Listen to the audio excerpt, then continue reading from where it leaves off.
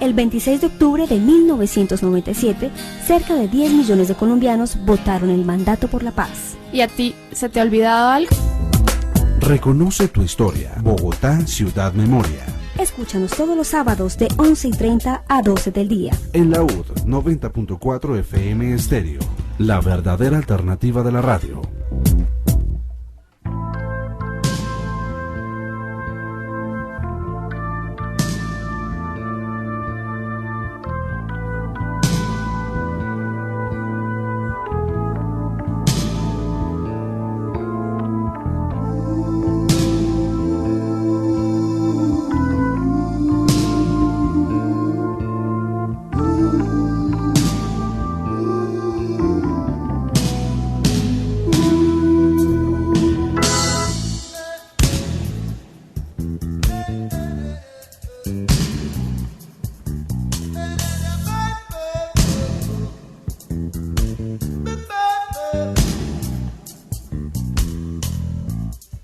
Que alguien me diga si ha visto a mi esposo, preguntaba la doña. Se llama Ernesto X, tiene 40 años. Trabaja en celador en un negocio de carros. Llevaba camisa oscura y pantalón claro. Salió anteanoche y no ha regresado. Y no sé ya qué pensar, pues esto antes no me había pasado.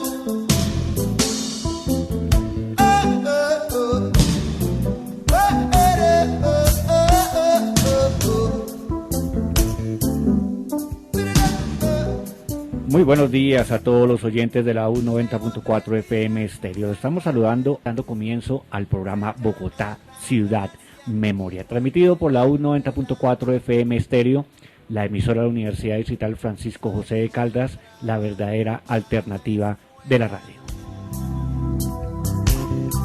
Tenía puestos unos jeans y una camisa blanca. No ha sido el novio.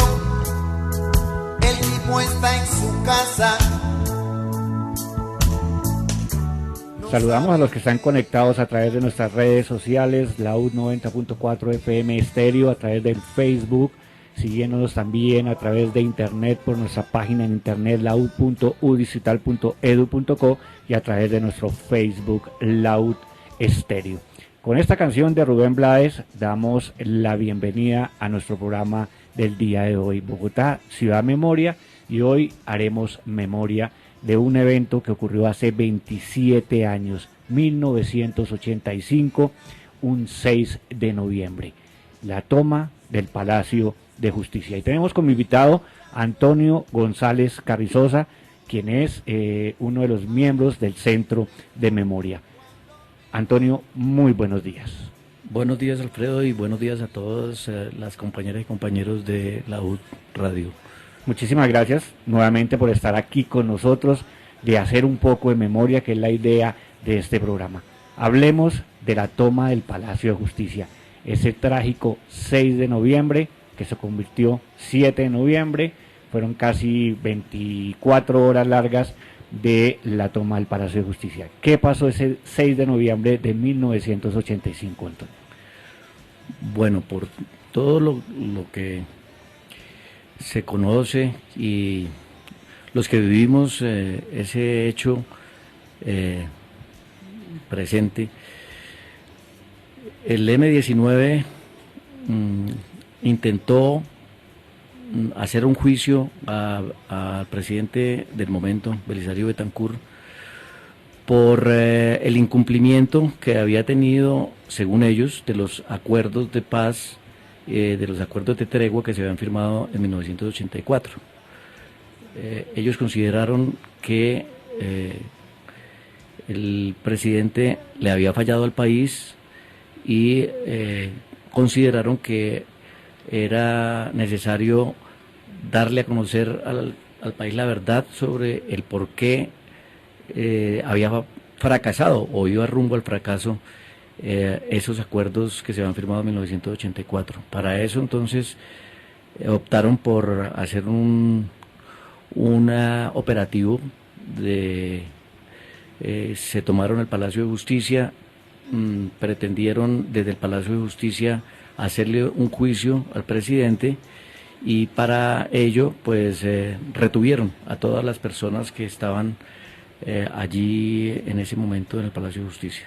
Antonio, otra de las versiones que hay, y creo que echaremos un poco sobre eso, es la versión de la posible unión entre el narcotráfico M-19, en que el narcotráfico en algún momento habló con los líderes del M-19 y auspiciaron esa toma para quemar los famosos archivos en los que se encontraban las investigaciones para la extradición de muchos narcotraficantes.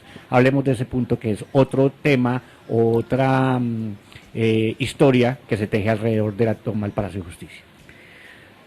Sí, ese es un poco como el punto de vista desde el establecimiento, considero yo, y consideran pues muchas personas también en nuestro país.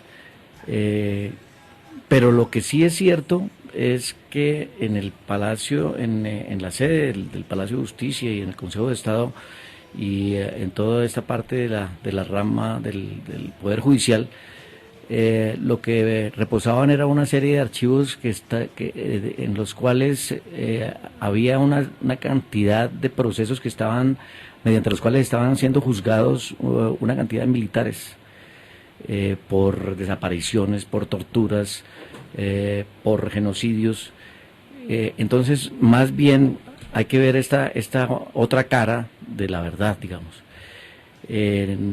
Realmente a quien más les interesaba desaparecer esos archivos no eran los miembros del M-19, por supuesto, porque en ese momento pues los miembros del M-19 podrían estar siendo juzgados por rebelión, posiblemente los que eran conocidos, pero a quienes le favorecía realmente eran las personas implicadas con todo un periodo en Colombia, como digo, de desapariciones, torturas, represión.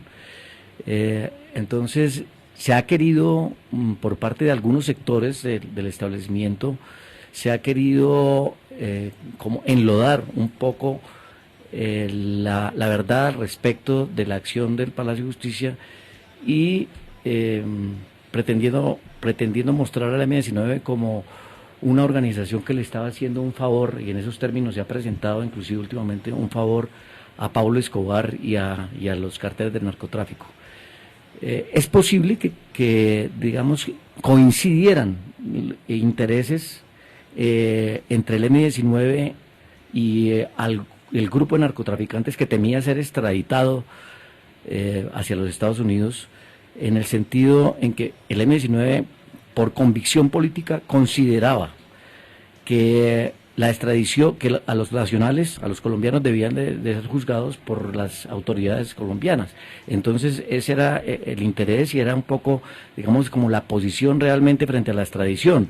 Eso coincidió con el que a los narcotraficantes extraditables, que llamaban, no les conviniera el que se aprobara una extradición, pero de hecho, de resto no existe ninguna evidencia en que haya habido algún acuerdo entre algún cartel o algún jefe del narcotráfico y de la dirección o la comandancia del M-19. No hay evidencias que realmente haya habido ningún acuerdo. Es una coincidencia de intereses, unos políticos, otros económicos.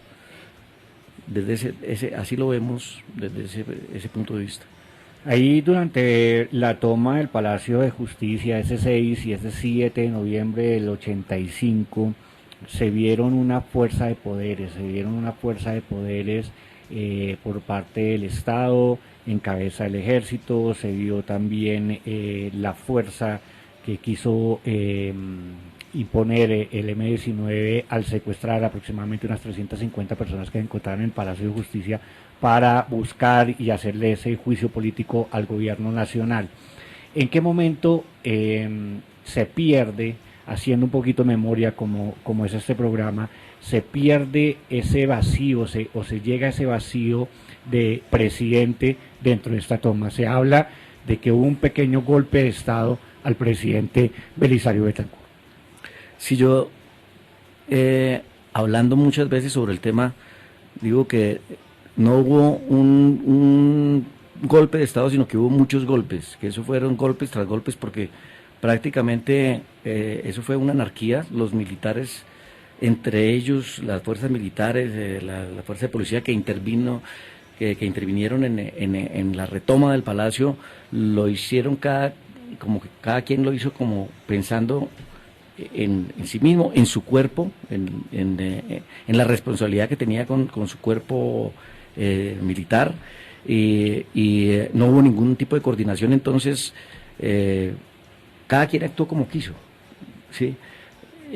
Belisario Betancur, en las últimas declaraciones que se le han escuchado en este último periodo de tiempo, reconoce de alguna manera que muchas de las acciones de los militares prácticamente no se le consultaron a él, como que se le salió de las manos. Él por primera vez ha llegado a reconocer que en la toma del Palacio de Justicia se le salió de las manos, y como le había dicho anteriormente, lo que hubo ahí fue una serie de acciones descoordinadas de una serie de fuerzas de las fuerzas militares.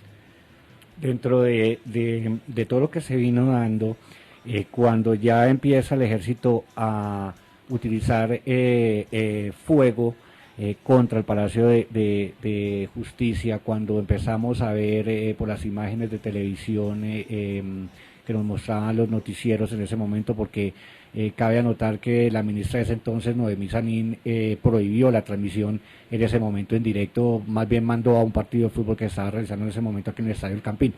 Pero cuando vemos las imágenes y vemos todo el despliegue militar, vemos que los guerrilleros encabezados por Álvaro Fayad solicitan una mediación, solicitan hablar con el presidente de la República. ¿Qué pasa en esos momentos? ¿Por qué no se les da la oportunidad de entablar ese diálogo antes de la acción? Yo creo que había muchas fuerzas de parte del establecimiento, fundamentalmente interesadas en que el proceso que se había iniciado un par de años atrás con el M-19 y con las FARC y con el EPL fracasara. Finalmente, pues hay versiones ya muy aceptadas en las que se dice que organismos de la inteligencia militar y sectores del gobierno estaban esperando la toma del Palacio de Justicia por parte del M-19. Hacía 15 días aproximadamente se habían detenido un par de guerrilleros pertenecientes al M-19 con los planos del Palacio de Justicia. Entonces ya había, digamos, era como una toma anunciada prácticamente. Parece que algunos sectores dentro de los militares y dentro de los sectores políticos del país que se enteraron de la situación y que pudieron haber previsto la situación, más bien como que optaron porque se desarrollara, dejaron que fue como una trampa prácticamente que se le tendió en ese momento al país prácticamente, porque finalmente todos estos hechos iban a redundar, era en contra del país, en contra de los colombianos. Entonces dejaron que se dieran los hechos, se sabe que retiraron escoltas de muchos de los magistrados, que retiraron personas de seguridad de la edificación, y finalmente todo lo que nos conlleva a mostrar es que propiciaron de alguna manera el que el M-19 viera la oportunidad de tomarse el Palacio de Justicia. Antonio, ¿qué intereses tendría el ejército después de lo que usted nos está contando, de haber encontrado los planos, de haberle permitido al M-19 tomarse el Palacio de Justicia? Pienso que un poco pues hay unos factores políticos específicamente, o sea, los que estaban en contra del proceso pretendían como que si se dejaban que las cosas pasaran por donde se previó que iban a pasar, se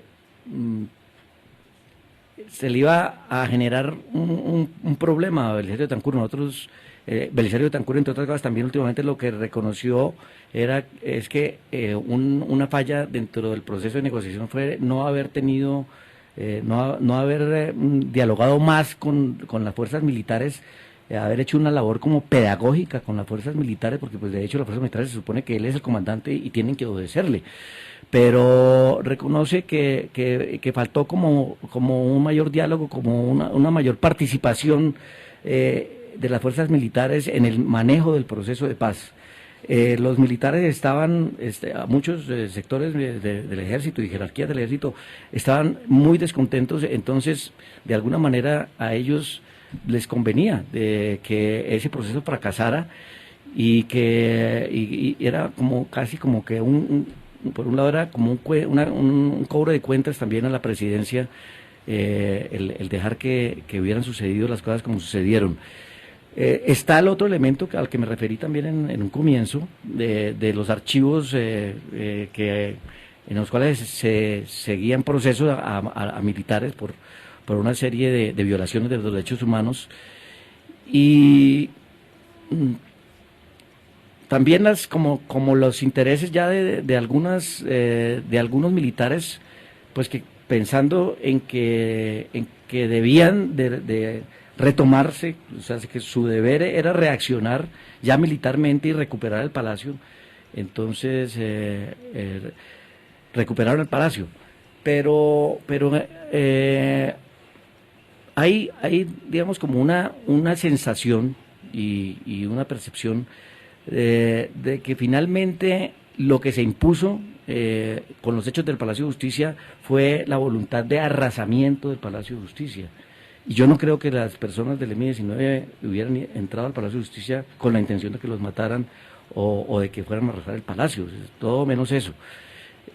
Pero cuando las comienzan a darse esos hechos, cuando ya se da el hecho en sí de la toma, uno lo que ve es que además de las solicitudes de los comandantes del M-19, de Lucho Otero, de Andrés Almarares, que eran comandantes del M-19, que estaban en ese momento metidos en el palacio, la solicitud de diálogo con el gobierno, la misma solicitud del presidente de la Corte, Alfonso Reyes Echandía, de parar el fuego y dialogar, fueron desconocidas totalmente por las fuerzas militares y por el mismo presidente de la República.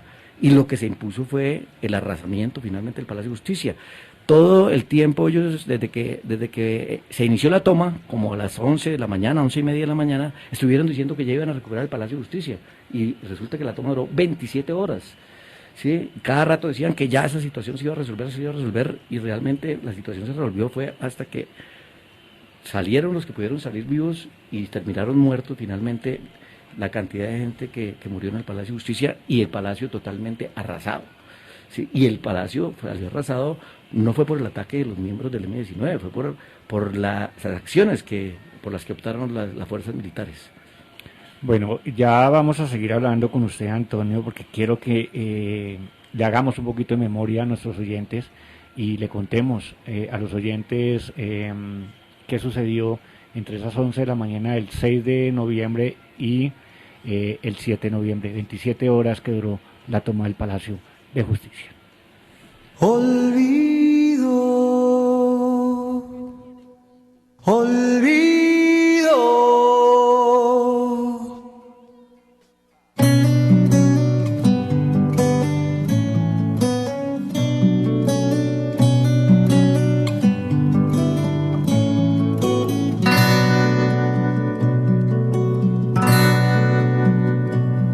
Olvido los que se llevaron, los que no volvieron, los que no vendrán. Olvido los que se llevaron, los que no volvieron, los que no vendrán. Oye, oye, muerte vestida de selva respiro tus pasos, silencio tu voz. Desapareciste Olvido de Alejo García. Eso es lo que nos trae esa canción y es lo que no queremos nosotros aquí en Bogotá, Ciudad Memoria. Este programa que emitimos todos los sábados desde las 11:30 de la mañana. Antonio, continuemos con lo que quedamos en esa pregunta abierta antes de esta canción de Olvido de Alejo Correa. ¿Qué sucede realmente entre las 11 de la mañana que empieza la toma del Palacio y 27 horas después, 6 y 7 de 1985? Bueno, hay unos detalles de que pronto no son muy conocidos y muchos que no conocemos aún realmente. Primero, que hubo un comando del M-19 que no alcanzó a llegar y a tomar posición en el Palacio, que era un comando muy importante, que era el que tenía que colocar unos explosivos en la puerta del Palacio para justamente evitar que los tanques que finalmente entraron hubieran podido entrar. Eso debilitó la posición estratégica y la posición, digamos, los elementos militares de defensa del M-19. Fue una baja tremenda, porque ustedes vieron y por las imágenes se conocen, y es lo que se ve siempre cuando se habla de Palacio de Justicia, es como el tanque del ejército entra muy fácilmente por la puerta principal. ¿Sí? Entonces eso es un elemento. Los guerrilleros no alcanzaron a tomar las ubicaciones que tenían que tomar. Eso también, pues, por todas las narraciones que hay, recogiendo los diferentes elementos de diferentes investigaciones, se sabe que nunca el M-19 pudo controlar, los guerrilleros del M-19 nunca pudieron controlar el Palacio, los puntos vitales, los puntos fundamentales para tener el control del Palacio. Nunca tuvieron esa posibilidad. Entonces, militarmente lo que hay allí es que empieza a haber una acción de desgaste por parte de las fuerzas militares, de tratar de desgastar y ir como arrinconando un poco a las posiciones del M-19 y por ese desgaste, pues finalmente terminar como terminó la operación. Adentro lo que también se ha recogido por parte inclusive se supieron que hubo hay como 2 investigaciones o más, pero hubo una comisión de la verdad que empezó a funcionar durante uno de los gobiernos de Uribe. Que eso quiero que lo toquemos más adelante, Antonio, en nuestra segunda parte de este programa de los 27 años de la toma del Palacio de Justicia. ¿Qué sucedió realmente con esa comisión de la verdad de hace unos años atrás y la famosa comisión de la verdad de hace pocos años atrás? Pero siga usted y si quiere toquémoslo por encima, porque quiero que ahondemos en el siguiente programa. Bueno, lo que se ha encontrado las investigaciones que aparecen y que han sido, pues, conocidas sin violar la reserva, el debido proceso, lo que se ha logrado conocer así en términos generales es que no se ha podido comprobar en ningún momento que las balas con las cuales murieron, por ejemplo, los magistrados que murieron, ninguna bala salió de las armas que llevaba el M-19. Sí, más bien, y eso está, digamos, por comprobarse, pues yo creo que los investigadores saben ya, sino que son cosas que se mantienen como en reserva, que no se han querido, no se han querido reconocer, es que las balas con las que murieron, principalmente los magistrados que murieron, son balas de armas de uso privativo de las Fuerzas Armadas. Sí, entonces no hay tal de que fueron los guerrilleros del M-19 los que acribillaron a los magistrados o los que acribillaron a las personas que en ese momento quedaron como rehenes o quedaron retenidas en las instalaciones del Palacio. Hablemos un poco más de los magistrados. ¿Qué papel jugaron los magistrados en ese momento? Hombre, yo creo que los magistrados en general, por lo que se ha conocido, tuvieron una actitud muy patriótica, de alguna manera, y estuvieron siempre dispuestos a colaborar en la solución de la situación. Yo creo que hay que reconocerles, tanto a los que salieron vivos como a los que murieron, esa disposición. Fue una actitud de mucha valentía de los magistrados en general, y que bien merecen, digamos, un homenaje por esa actitud que tuvieron. Bueno, permítame un minuto, Antonio, que tenemos a una invitada, Alejandra Rodríguez. Alejandra, muy buenos días. Gracias por aceptar la invitación de Bogotá Ciudad Memoria. Hola, buenos días a todos y muchas gracias por la invitación. Alejandra, usted es familiar de Carlos Augusto Rodríguez. ¿Quién era Carlos Augusto Rodríguez en el tema de la toma del Palacio de Justicia? Ok, él era pues mi papá. Estaba trabajando como administrador en la cafetería del Palacio de Justicia. Ya llevaba 6 meses trabajando allí y estaba estudiando Derecho en la Universidad Libre. Alejandra, la historia que le ha dicho usted de lo que pasó en el Palacio de Justicia con su padre. Pues lo que pasó con mi padre, él llegó en horas de la mañana el día 6 a atender pues la cafetería. Después la última comunicación que se tuvo con él fue como a las 9 de la mañana. Siempre llamaba a la casa para avisar cómo había llegado.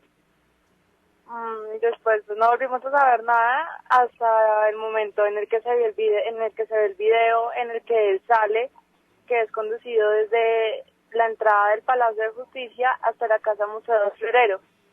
De ahí en adelante pues no he vuelto a saber nada de él.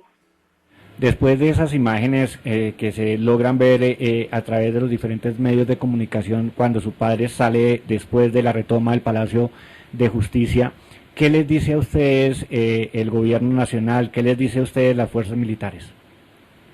Pues lo que han tratado de decirnos siempre es que las personas murieron calcinadas en el 4º piso del Palacio de Justicia. Están negando, digamos, lo que se ve en el video, que es una prueba pues directa, que no se puede negar. Y lo que han tratado de decirnos es que los desaparecidos no existen, que nosotros no los estamos inventando. Alejandra, ¿qué han hecho ustedes para buscar esa verdad? Pues lo que nosotros hemos hecho es realizar conmemoraciones año tras año. Cada 6 y 7 de noviembre vamos a la Plaza de Bolívar, hacemos un plantón, llevamos la memoria de quienes fueron nuestros familiares. También en la parte judicial pues llevamos unos procesos contra militares que por fin después de 20 años se logró abrir la investigación. Y pues cuando vemos que se están violando los derechos o que están tratando de negar nuestro derecho a la verdad, a la justicia, pues realizamos actuaciones, bien sea escribir una carta o dirigirnos a las personas que estén cometiendo esa desinformación. Alejandra, usted y su familia, ¿qué es lo último que esperan para conocer la verdad de su padre Carlos Augusto Rodríguez? ¿Cuál sería el fin para cerrar este capítulo en la vida de la familia Rodríguez? El fin para cerrar el capítulo en la familia Rodríguez sería definitivamente lograr saber qué fue lo que hicieron con mi papá, que nos digan realmente qué fue lo que hicieron después de que él salió del Palacio de Justicia.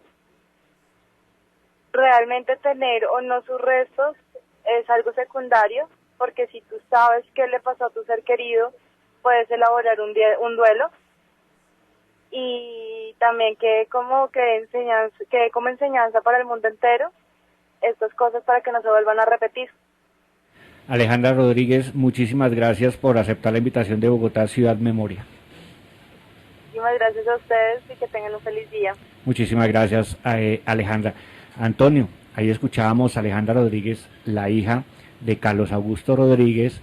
Él el coordinador de la cafetería, quien en las imágenes vimos saliendo del Palacio de Justicia. Sí, efectivamente, en las imágenes que se han ido conociendo con el transcurso de los años, se ve que hay muchas personas que salieron vivos del palacio y que después no aparecen. Entre ellos, justamente todos los empleados de la cafetería. Se habla inclusive, no lo he visto yo, ni no sé quién lo haya visto, pero inclusive en un momento se ha hablado de que el mismo comandante del M-19 salió vivo, Luis Francisco Otero, salió vivo del palacio. Después lo sacaron, como tantas personas que metieron en el palacio, en la casa del Florero, y después estuvo inclusive unas horas por fuera. La versión que estará por investigar y por comprobar, parece que lo llevaron inclusive a la escuela de caballería y después regresaron el cuerpo de él y lo metieron en esas 27 horas que transcurrió la toma. Hicieron todo esto ya después de que finalmente el ejército pudo retomar lo que quedaba, las ruinas del Palacio de Justicia. Entonces pudieron haber regresado los cadáveres de estas personas, aunque parece que ningún cadáver, entre otras cosas, quedó completo, ¿no? La mayoría quedaron fue cenizas. Antonio, muchísimas gracias. Llegamos al final de este primer programa, de este homenaje que le hacemos a las víctimas en Bogotá Ciudad Memoria, esas víctimas que cayeron un 6 de noviembre, entre el 6 y el 7, 27 horas, como dice usted, de toma de Palacio de Justicia en 1985. Dentro de 8 días seguiremos hablando sobre este tema, tendremos otros invitados y lo invito a usted, Antonio, para que nos acompañe dentro de 8 días.